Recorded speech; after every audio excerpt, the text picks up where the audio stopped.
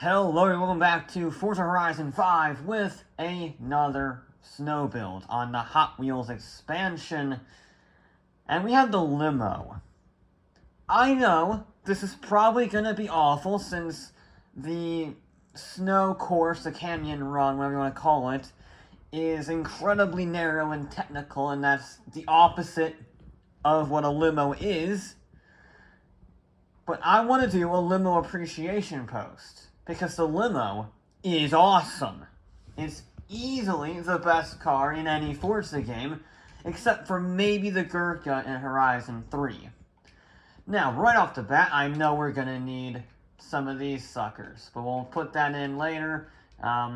Yes, you can get a stupid amount of horsepower in this limo.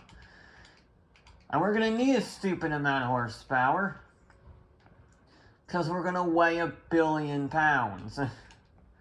This is, to be honest, not the heaviest car in this game. And it does have full weight reduction, which is a nice touch. So we're just going to throw all this on. Try and make it light. It is only 2.25 tons at 4,600 pounds. But that's not good enough. So we need that.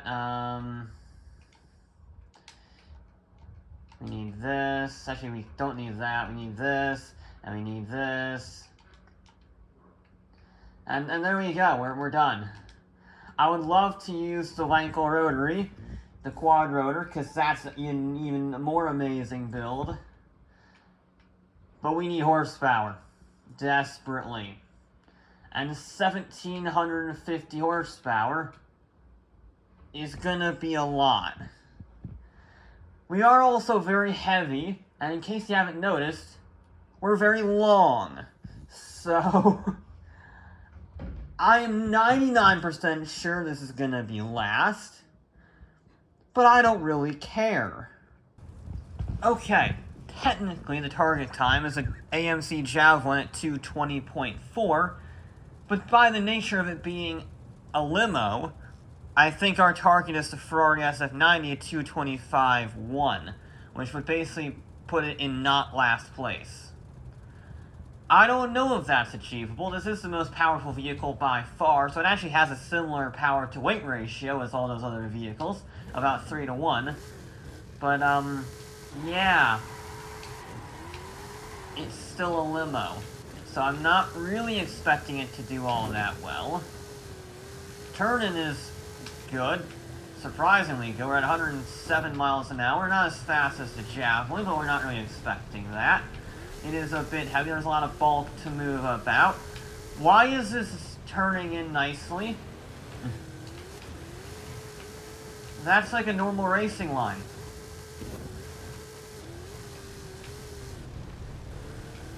Why is this handling nicely? Now I braked a little late there, but we still don't run wide, really, not really.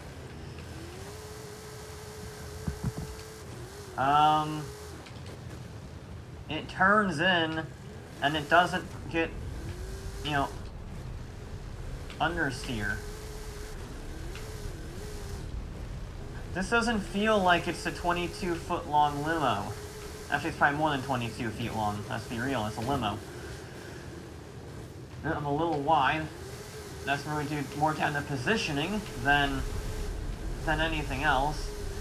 Let's see how it handles this high-speed chicane. Get a position for the jump, not really. Moron.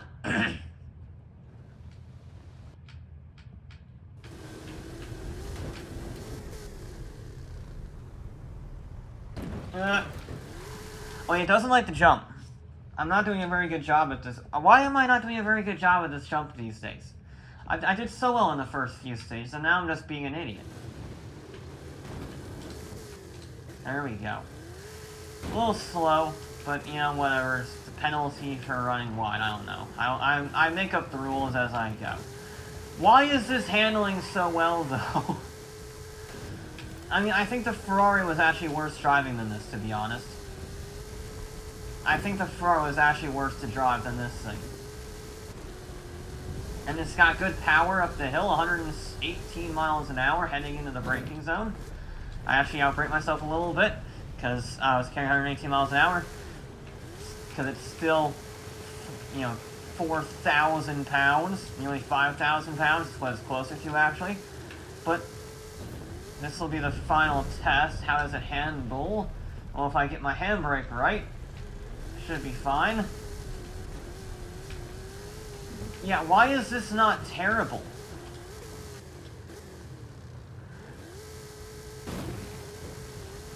Are we gonna beat the Ferrari? We're not gonna beat the Ferrari first time, but I think if we polish this run up, that's a 229. I think if we get a good run, we might be able to challenge the Ferrari. That's really dumb. The second and third runs might be this vehicle's Achilles heel, we'll see. The first run, you're obviously trying to figure everything out, see how it fares, so it tends to be a better response because you're not pushing it as hard, so we'll see if it still has the same level of handling and composure when I start going harder, but we shall see. There's only one way to find out, and that is to, well, take it down the stage. First impressions were fantastic for such a heavy vehicle. Nearly missed that checkpoint because it turned in so much. 109 heading into here. That's even better than before. Great line through there.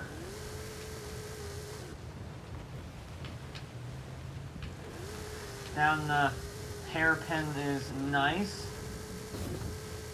Okay. Now we're going to try to be a little braver through here. Try to be earlier. Use that handbrake a little bit to turn in. Whoop. A little bit of oversteer, shall we say. I missed that snow a little bit. But you're going to miss the snow. That's the spot to miss it because you have plenty of runoff to get back on course without losing any time. Locked them up a slight bit heading in there. Only a fraction. Oh. That was greedy. I was greedy there. Clipped the inside wall.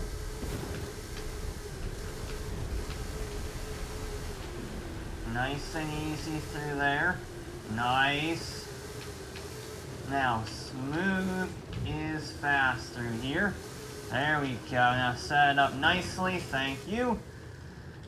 Okay, that's better through there. That's a lot better through there. Why is this so good? That's so good today. It feels so good. We'll see if it's actually fast. Because sometimes the faster you feel, the slower you are. There's sort of a disconnect there. But it feels really good. 120 miles an hour almost through there.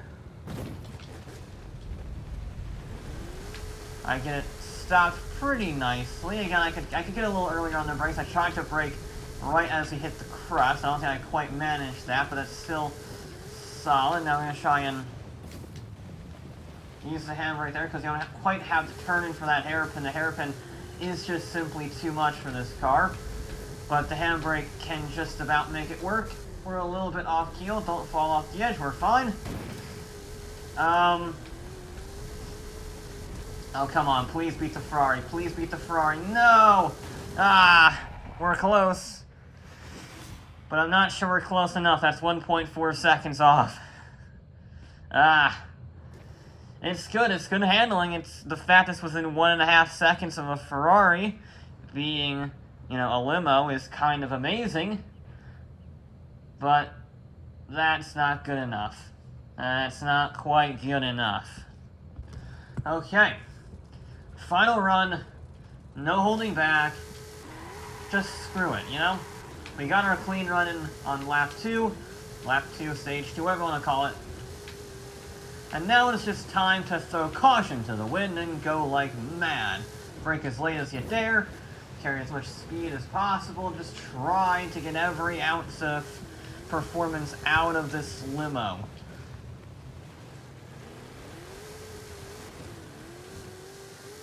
Okay.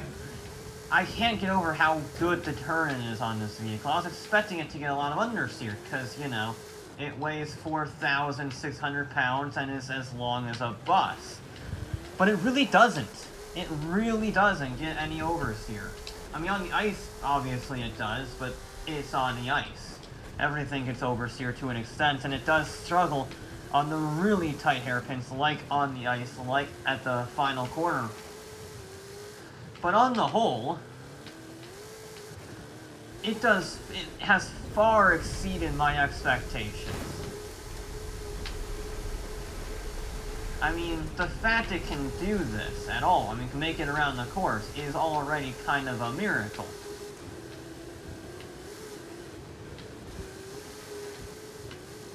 Nope. Piss off. I was pushing it. There we go. Yeah, the fact it can even make it around this course is kind of a miracle. The fact it can handle this well around the course is also a miracle. Because it is really good. It's not very fast. That's sort of the whole... What I hinted at last round was, it feels a lot faster than it is because it handles so well, but it doesn't have the actual overall performance. There we go.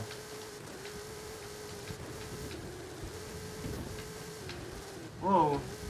Got a twitch there all of a sudden. No, turn. Yeah, that was a bad twitch on the uphill. I don't know why. I must have hit a bump wrong or something, but yeah, I shot to the left when I was trying to shoot the middle. Not ideal. Let's see what it does. Let's see what it does. And it is... I think it just beat the Ferrari. It did. It beat the Ferrari by almost a second.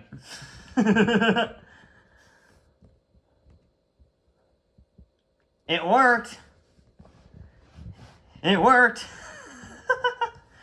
I know there's probably more speed in the Ferrari because it was the first car we ran.